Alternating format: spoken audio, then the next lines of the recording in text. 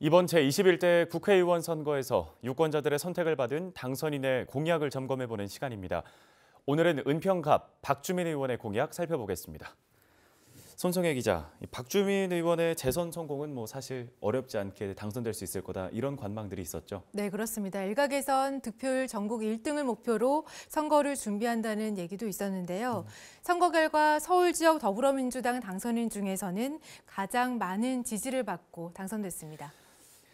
네, 주민들의 많은 지지를 받았던 만큼 선거 기간에 내세웠던 공약들을 이제 앞으로 어떻게 좀 실행에 옮겨나갈지 관심인데요. 오늘 살펴본 공약, 어떤 것들이 있을까요? 네, 녹번천 복개하천 복원 공약입니다. 현재 복개해서 도로로 이용하고 있는 구간을 생태하천으로 복원하겠다는 건데요. 박 의원의 설명으로 직접 들어보시죠.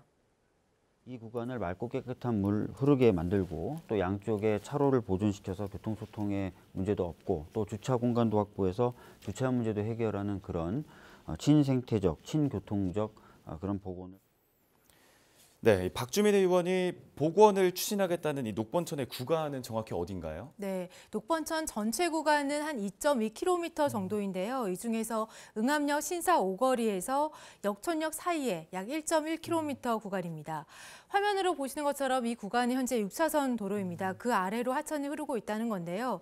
교통을 위해서 콘크리트로 덮어서 앞서 말씀드린 것처럼 현재는 도로로 이용 중인 구간을 하천을 복원해서 청계천이나 불광천 같은 도심 속 휴식 공간을 만들겠다는 구상입니다. 네, 도심 속에 휴식 공간이 만들어진다고 하면 집 주변에 이런 시설들이 생기면은 당연히 반대를 할 수는 없는 그런 좋은 공약인 것 같은데, 이런 공약을 좀 내세우게 된 배경이 궁금합니다. 네, 주민들의 삶의 질을 높이기 위한 주거 환경 개선 목적으로 내놓은 공약이다, 이렇게 볼 수 있는데요. 하천이 복원되면 앞서 말씀하신 것처럼 주민들이 휴식 공간으로 이용할 수 있고요. 또 콘크리트를 걷어내고 나면 그 자리에 물길이 생기게 됩니다. 예. 그렇게 되면은 도시 온도 저감 효과도 기대할 수 있고요. 또 장기적으로는 혁신파크에 조성될 예정인 서울시립대 은평 캠퍼스와 연계해서 지역 랜드마크로 만들겠다는 구상도 들어가 있습니다. 예.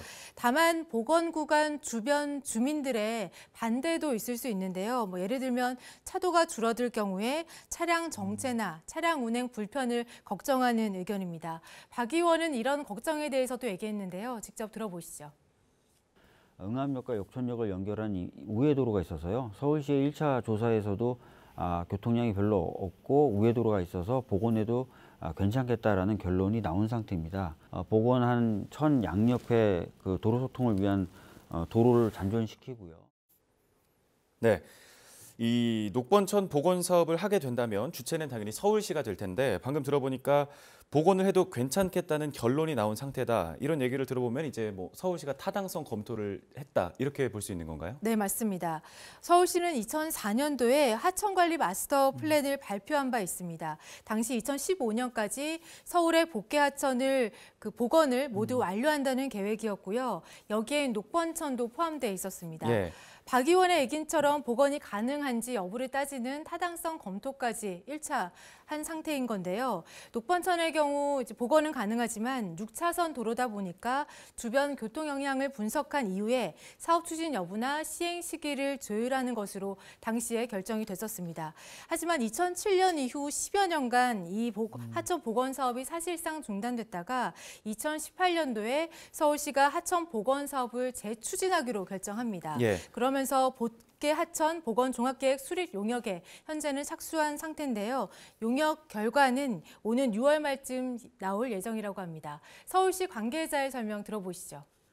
과거 용역이 아까 말씀하신 2004년도 이전에 몇 개 됐었는데 너무 시간도 오래 지났고 주변 여건도 많이 변했고 사업도 다 지지부진하고 해서 종합적으로 다시 한번 들여다보자, 그런 취지로 이제 복개하천 전반에 대해서 검토를 진행을 하고 있습니다. 예.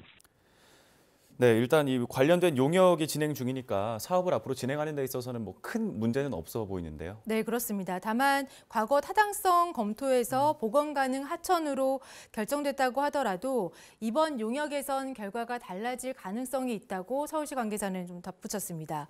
이번 용역을 통해서 하천 복원이 또 주변 교통에 어떤 영향을 주는지, 또 주변 재개발 사업과 연동해 추진할 방법은 없는지 등 좀 종합적으로 판단해서 그 하천에 대한 복원 계획을 좀 판단하겠다, 이렇게 설명했습니다. 네, 알겠습니다. 지역에 많은 변화를 가져올 걸로 기대가 되는 이 녹번천 복원 사업 앞으로 어떻게 추진되는지 계속 전해주시죠. 오늘 말씀 여기까지 듣겠습니다. 수고하셨습니다.